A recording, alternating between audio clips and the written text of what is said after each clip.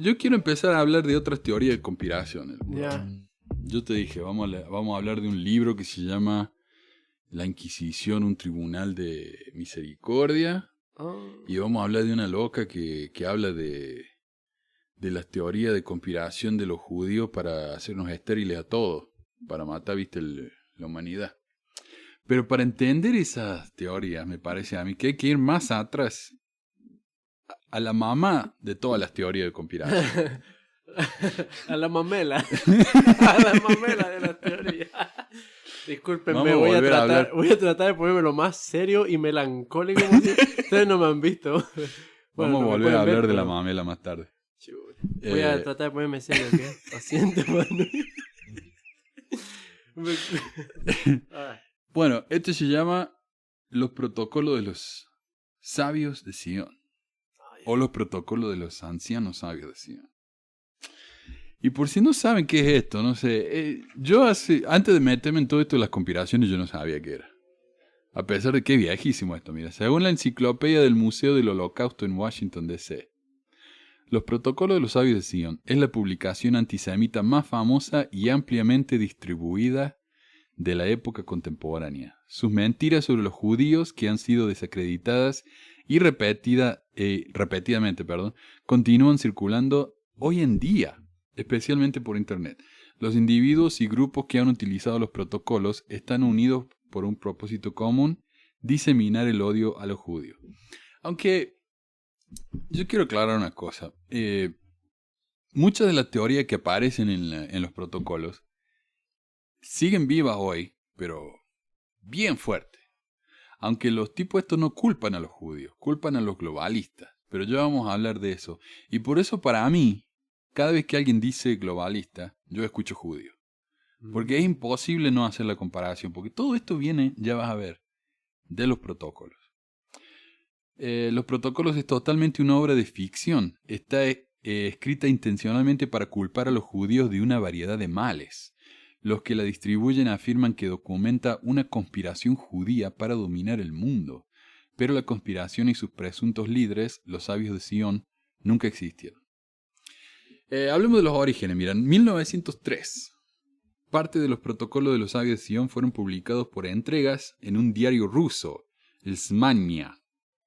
Snamia o mamela, algo así. Mamela. ¿Qué significa la bandera? Significa mamela. Acento, guarda con el acento. La versión de los protocolos que ha perdurado y que ha sido traducida a docenas de idiomas, sin embargo, fue publicada por primera vez en 1905 en Rusia, como apéndice al libro El Grande en el Pequeño, el advenimiento del anticristo y el dominio de Satán en la tierra, por el místico escritor ruso Sergei Nilus. Satán. También hay hoy en día incluso hay un gran vínculo en la mente de los conspiranoicos entre los globalistas y Satanás. Entonces, uno podría decir entre los judíos y Satanás.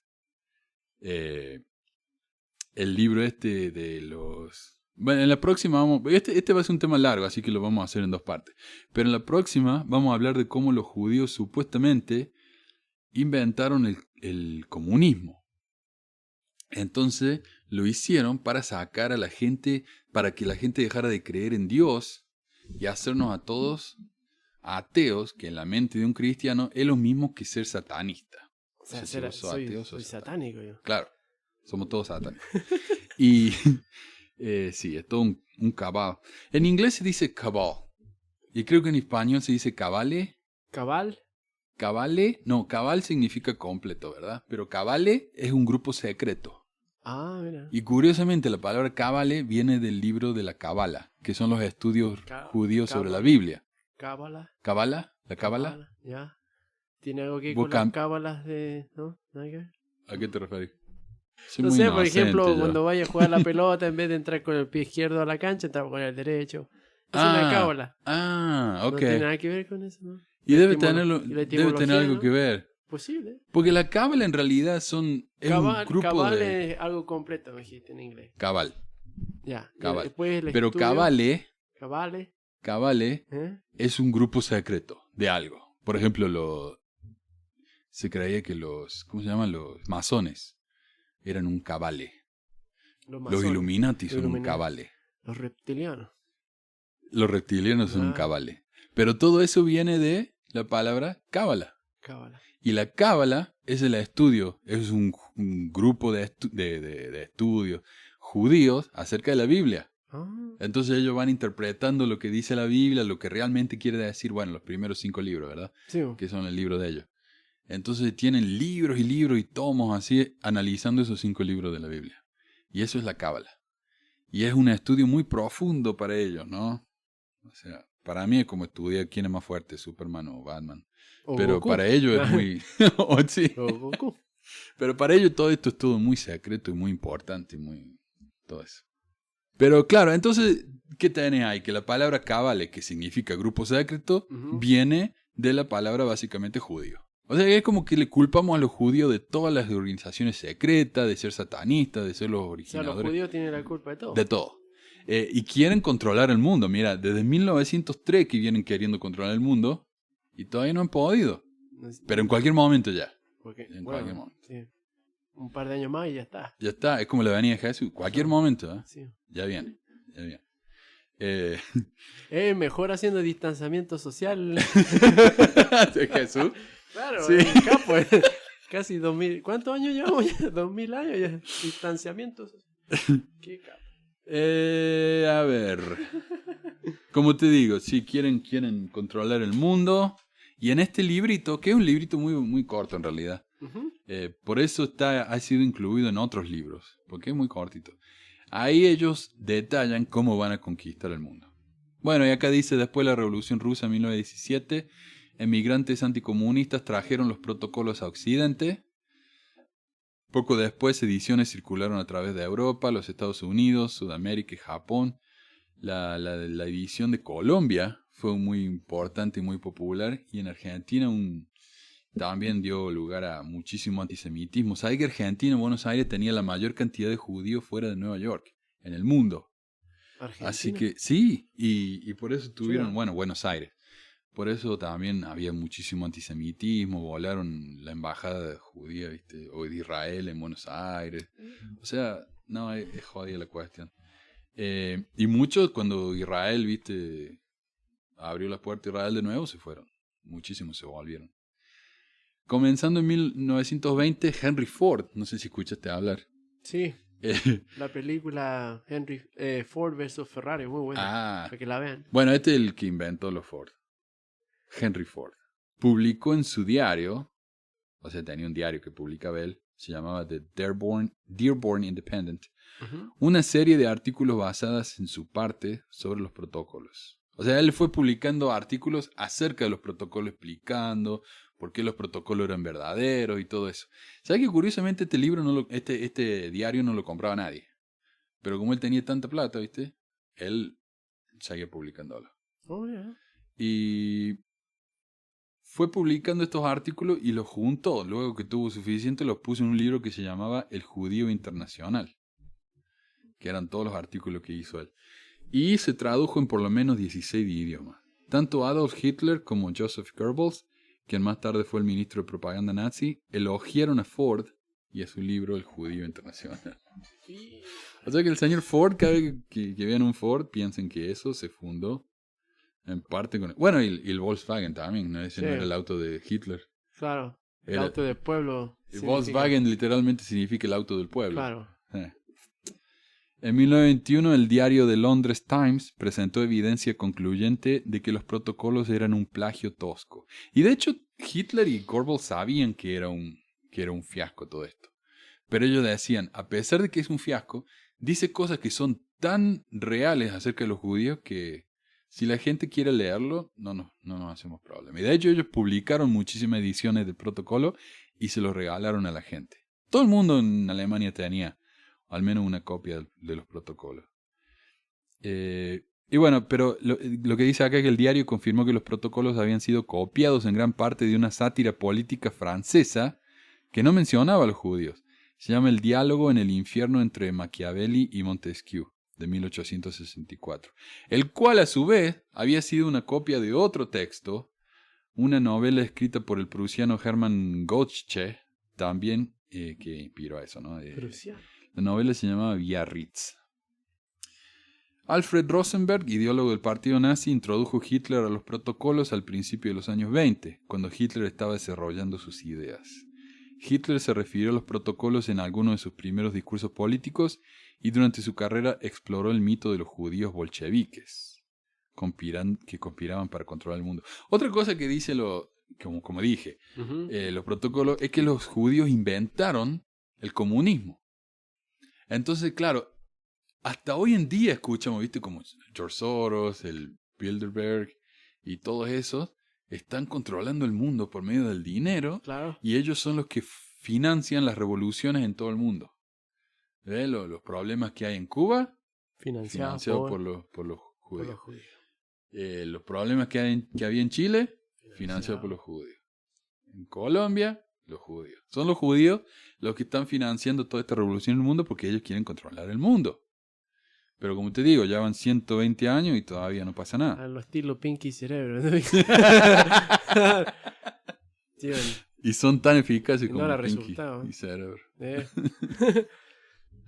¿Qué más? A ver. Qué interesante.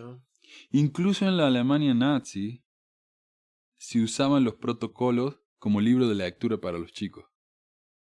O sea, imagínate no crecer con ese odio profundo a los judíos y de chiquito te van enseñando eso. En 1935, un tribunal suizo multó a 2 líderes nazis por circular una edición alemana de los protocolos en Berne, Suiza. El presidente del tribunal declaró durante el proceso que los protocolos eran difamatorios, falsificaciones obvias y tonterías ridículas. Pero curiosamente lo que nos agrega esto es que luego los nazis hicieron una apelación y ganaron la apelación, y para ellos eso fue un triunfo enorme para demostrar que los judíos en realidad estaban tratando de controlar el mundo. Por la libertad de expresión, decían ellos. Y sí, por más que sea mentira, dijeron los nazis. Ponele que es todo fabricado y todo mentira. Nosotros deberíamos tener la libertad de expresión de pasar este libro. Entonces el juez le dijo que sí. El Senado de los Estados Unidos emitió un informe en 1964 declarando que los protocolos eran fabricados. El Senado calificó a los contenidos de los protocolos de galimatías y criticó, mi hermano se llama Matías, y no sé qué sea eso, y criticó a los que diseminaban los protocolos por usar la misma táctica de propaganda que Hitler. En 1993, un tribunal ruso dictaminó que Pamjat, una organización nacionalista de extrema derecha, había cometido un acto antisemita al publicar los protocolos. Y qué interesante que siempre son los grupos de derecha los que siempre están metidos ahí, los que favorecen estas cosas. Pero los zurdos son los que quieren controlar el mundo. Es como que si los de derecha hubieran inventado esto nada más que para hacerlos quedar mal a los de izquierda. No sé, estoy empezando a sospechar. Mi curiosidad está en dónde empezó todo esto. En ¿cuál es el primero de todo? ¿Me entendés? Bueno, como te digo, porque no existe como la palabra decir quién fue el primer judío. No sé. No sé si me cachai. ¿Quién fue el primero? ¿De dónde viene todo este odio? ¿De dónde viene? Claro, porque no es así nomás. Mi esposa me preguntó eso, así que fui y lo investigué. ¿Sabes que los judíos tienen una manera muy diferente de practicar su religión a los religiosos de la época, ¿viste? Allá ponele en la época del Imperio Romano que estábamos hablando. Sí. Los romanos tenían dioses que eran... Bueno, yo quiero hacerle una ofrenda al dios, ponele Marte, porque no quiero que me mate, porque no quiero que se enoje conmigo. Claro. Porque los dioses romanos eran medio locos, ¿viste? Pero los judíos, yo creo... Bueno, antes de los judíos estaban los zoroastrianos que decían, está el dios bueno y el dios malo. Fueron los primeros que tuvieron esa dualidad. Ah, bueno. Los zoroastrianos. Y el dios bueno se llamaba algo Mazda, no sé qué. Y el dios malo, no sé cómo se llama. Pero sería el equivalente a Dios y el diablo. Los judíos, entonces, adoptan esa dualidad, pero no es solamente un Dios bueno y un Dios malo. Es un Dios bueno y todopoderoso. Y no solamente eso, celoso. ¿Y por qué era celoso? Porque había tantos otros dioses en esa época que tenían miedo que los judíos fueran y se hicieran de alguna otra religión. Entonces, no se hagan de esa religión porque Dios los va a quemar. Quédense acá. Y empezaron a tener un montón de prácticas muy raras que no existían en esa época. Por ejemplo, la de la ropa interior de los judíos. que tienen el cordoncito, que tienen que andar siempre, Claro. que no pueden comer Cerdo. que calamares, cerdo, no sé qué, ciertas comidas. O sea, empezaron a tener tantas reglas tan diferentes al resto del mundo, que es como que empezaron a haber choques, ¿viste? Otra cosa, los judíos solamente se casaban entre ellos. Entonces, si llegaban a un país y veían que los judíos no se mezclaban con el resto del pueblo, ya se creen que son mejores que nosotros. Y empezó a haber esa sospecha, ¿viste? El secreto de los judíos, de ahí salió lo de los masones y todo eso, que son grupos secretos, ¿viste? Pero no es tanto secreto, sino que vos te podés ser judío si querés. Pero si no sos judío, entonces ellos se juntan entre ellos y nada más. Hoy en día eso pasa muchísimo, en muchísimas religiones. Los evangélicos se casan con evangélicos, los bautistas más que nada se casan nada más que con bautistas. Es muy común eso hoy en día, pero en esa época no. Claro. Entonces empezó la gran sospecha en contra de los judíos. Y los judíos de esa época, hay que admitir, no eran gente muy amable. ¿Viste? Sabemos de las guerras de los judíos, en la Biblia está llena de esas guerras. Sí. Y si a alguien le caía mal, ellos iban y lo reventaban, ¿viste? Entonces... Las pandillas de aquellos tiempos. No, eran duros, como las pandillas de Nueva York. Claro. ¿Viste esa película? La pandilla. Se reventaban con cuchillos de carnicero, así. Carnicero, nada más. Es que eran todos carniceros, eran irlandeses, ingleses, ¿viste? Se daban entre ellos. Bueno, los judíos eran más o menos así en esa época. Entonces, eso no causara que la gente los quisiera más. Claro. Entonces, entonces la sospecha, eventualmente en la Edad Media, a los judíos no se les permitió tener ningún trabajo. En esa época los cristianos ya eran la fuerza dominante en el mundo, de ese mundo.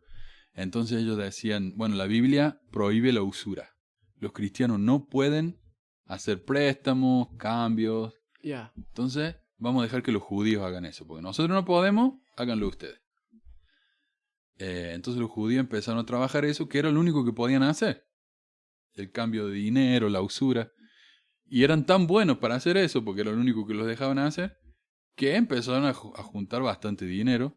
Entonces los cristianos empezaron a decir, mira, son todos usureros, lo único que hacen es juntar dinero. Pero si ese es el único trabajo que vos le dejaste tener, claro, ¿qué te quejas?